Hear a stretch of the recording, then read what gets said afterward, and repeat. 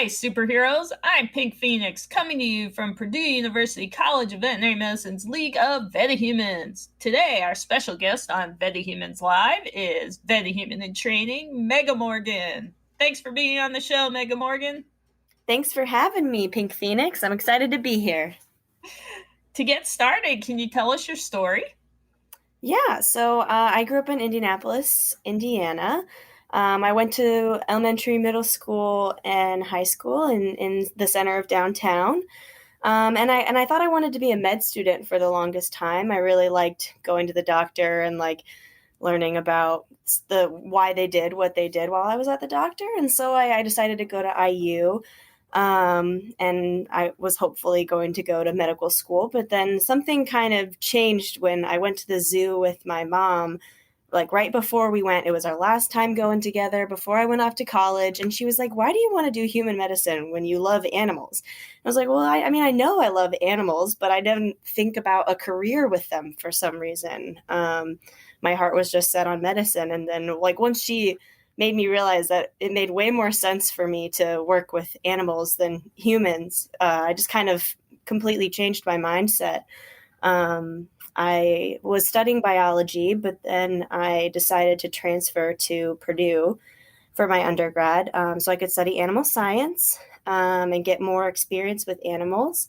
And it was the best decision I ever made. I loved coming to Purdue. I loved all of my classes. I got so much hands-on experience with animals, and it truly prepared me for getting into vet school, which is a dream for a lot of people. And I was able to do it in only 3 years of undergrad, and I really attribute a lot of my success to the experiences I was able to get.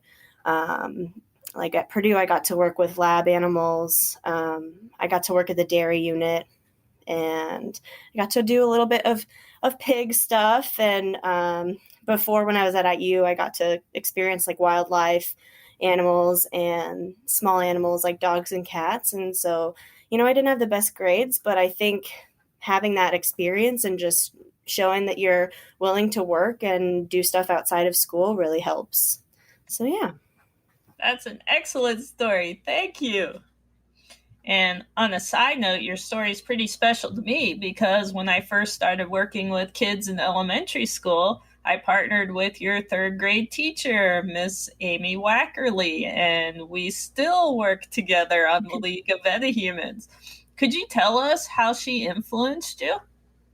So it's kind of crazy. I Miss Wackerly was one of my favorite teachers, and you see your elementary teachers when you're in elementary, but you don't think they'll ever come back into your lives. And like, it's amazing when a teacher influences you in ways that you don't realize. Like Miss Wackerly's program that she worked on with you was something that I remembered, like when I was having that moment of, oh my gosh, I should be a vet instead of a human doctor.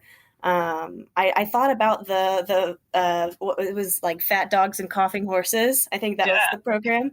And I thought about that. I was like, I remember really liking that. And then, that was just one of the factors. But Mrs. Wackerly just really influenced me in a sense of she was a strong and smart woman, and she was very good at her job. And I always really looked up to her, even though I wasn't like the best behaving student. But I think one of the biggest moments in my life when I was that age was I was a second grader, and she let me move up to do like third grade cursive with all the third graders. And I felt super cool. And, she saw something in me that I didn't know was there, and she believed in me. And so that was pretty important to me. Yeah, she's pretty awesome. I love working together. All right, Mega Morgan, how did you pick your superhero name?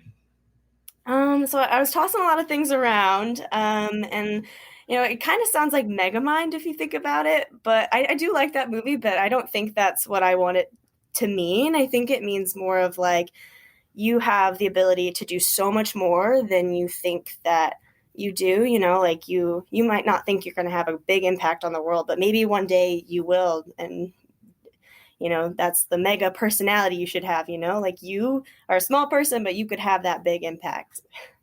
Oh, I'm sure you're going to have a big impact in our world. All right, let's talk vet college. What did you think vet college would be like, and what's it really like? um, I'm not sure what I expected. Like, I knew it was going to be a challenge, and I knew I would get to work with animals, and both of those things have come true. But otherwise, it's crazy to think each day about how much I've learned in just a short span of time. It just blows my mind every day. Like, I'm using words that I didn't even know existed regularly each day, and they're coming to me like nothing. Like this morning I got to do a physical exam on a horse, and this is about my third or fourth or fifth time doing one, and I'm getting the hang of it. And it's just like I'm only a first year vet student, and I'm ready to like go work at a clinic and show them what I can do and show them what I've learned. And it's pretty exciting. I really like it. There's definitely a lot of hard times, but I can see the end goal, and getting to have moments with animals really helps like have that end goal in sight, that one day, it's going to be really awesome, even when you're spending a late night studying a lot. It will be awesome. What do you wish you would have known about going to vet school before you started? I wish that I had known that you can still have a life and see your friends as much as you did in undergrad. Because my first semester, I definitely was just like, I planned before it even started. I was like, I told my friends, I'm probably not going to see you guys as much anymore. And then because I'd made that decision, I sort of isolated myself a lot the first semester. And I was trying to figure out how vet school worked. And it was hard doing that because I missed my friends, but I was working hard. And then towards the end, I realized, if I have these moments with my friends, it makes me motivated to work so that I can have those moments. And so I just, you hear horror stories like, you're not going to ever get to go have fun, and like you're going to be studying all the time. And it's just like you have time to go do those things. And honestly, it motivates you more to get your work done, and to study in enough time and not put things off, so that you can then go and have fun with your friends or do stuff that you like. Like I like to run, and I like to work out. And I know that when I don't do those, I don't perform as well, and I'm not happy. And there's definitely time for those things. You just have to make it.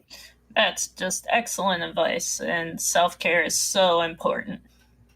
Tell us about your favorite class and why you love it so much. So how I was saying I did the physical exam on a horse this morning. My favorite class is VSAC, which is the class I got to do that for.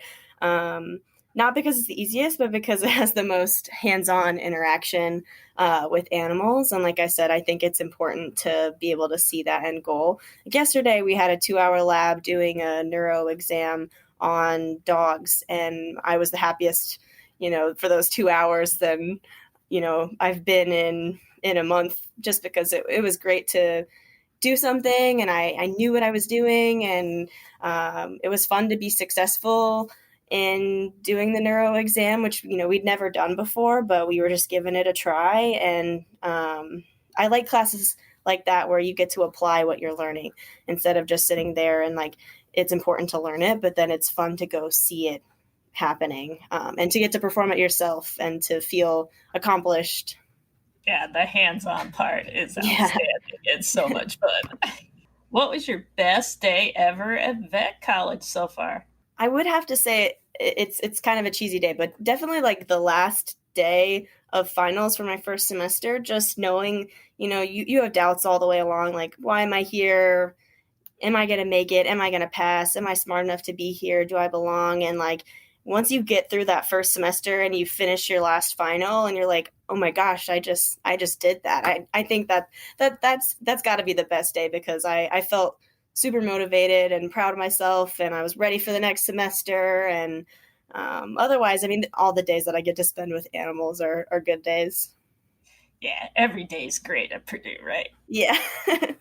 What kind of veterinarian are you thinking of being, and has that changed since you started vet college?